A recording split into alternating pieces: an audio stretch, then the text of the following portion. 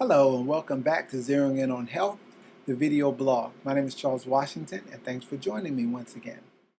In this week's article, we explore the question posed by Men's Health. Are you at risk for sudden death because being young and fit may not protect you from a heart attack? It used to be that only people who were overweight, men with high cholesterol and high blood pressure, and obviously older people, would be concerned about heart attacks. But now doctors are seeing patients in their 40s coming in with heart disease. Middle-aged men need to be especially on guard. Even if you work out and eat healthy, you could still be at risk.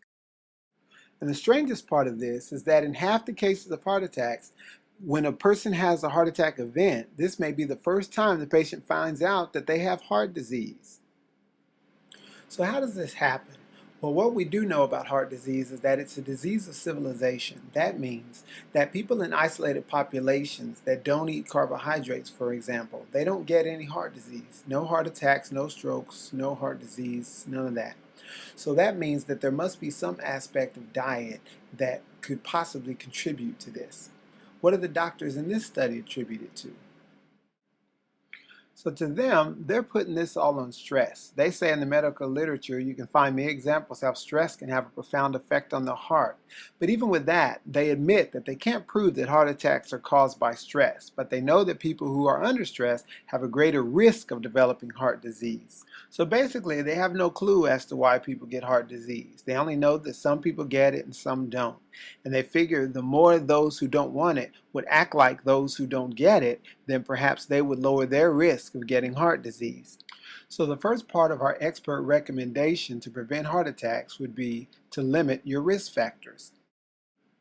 The risk factors are hypertension, high cholesterol, cigarette smoking, a family history of heart disease, and diabetes. All of these factors could increase your probability of having a heart attack. The next step would be to change your lifestyle. This is nothing more than exercise. They want you to make the gym or the running track a focal point of your day. The next would be to see your doctor, have a physical, have some blood work done so the doctor can assess your risk. Then if you have chest pain, they want you to go to a hospital. They don't want you to sit there and be Mr. Macho Man.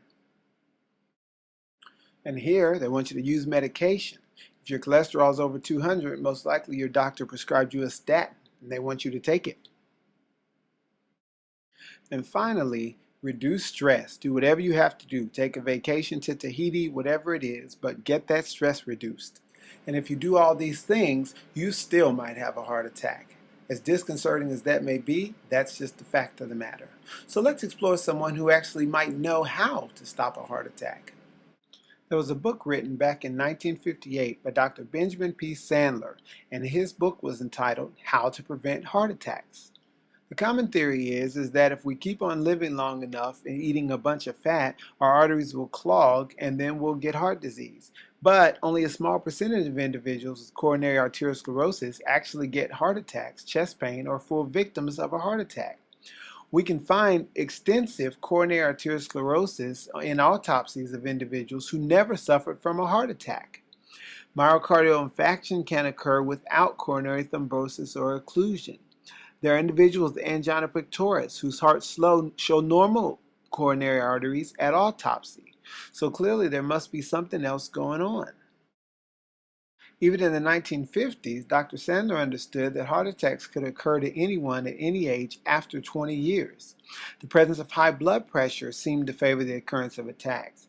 But the disease is more serious and occurs at an earlier age and is more common in diabetics. This fact illustrates that the deranged carbohydrate, sugar, and starch metabolism of the diabetic is a fundamental causative factor. And we can say that because the northernmost Eskimos living within the Arctic Circle, as distinguished from the southern Inuit who eat the white man's diet, live entirely on protein and fat in the form of meat, fish, and blubber, and they have no heart disease. So the mechanism that actually causes the chest pain and eventual heart attack would have to be something that could come without warning, vary greatly in severity, and disappear spontaneously. Such a mechanism could very readily involve an essential nutrient to the heart muscle, which is present in the bloodstream, a biochemical dissolved in the blood capable of wide fluctuation in short periods of time from normal to abnormal range. There is such a chemical in the blood, an essential nutrient for the heart muscle, essential for normal heart action, which must be available to the heart every moment of life in order to permit the heart pumping around 70 times per minute. This particular chemical is called the blood glucose or the blood sugar. So what he's saying is that when an individual eats refined and easily digestible carbohydrates, this has a profound effect on your blood sugar. It makes it spike and it makes it unstable. Every sweet thing that you have, it makes the blood sugar unstable. And this instability in blood sugar with the rapid spikes with a person that already has arteriosclerosis, or in these cases doesn't even have arteriosclerosis, this can cause the chest pain or the heart attack. So it has everything to do with what you eat.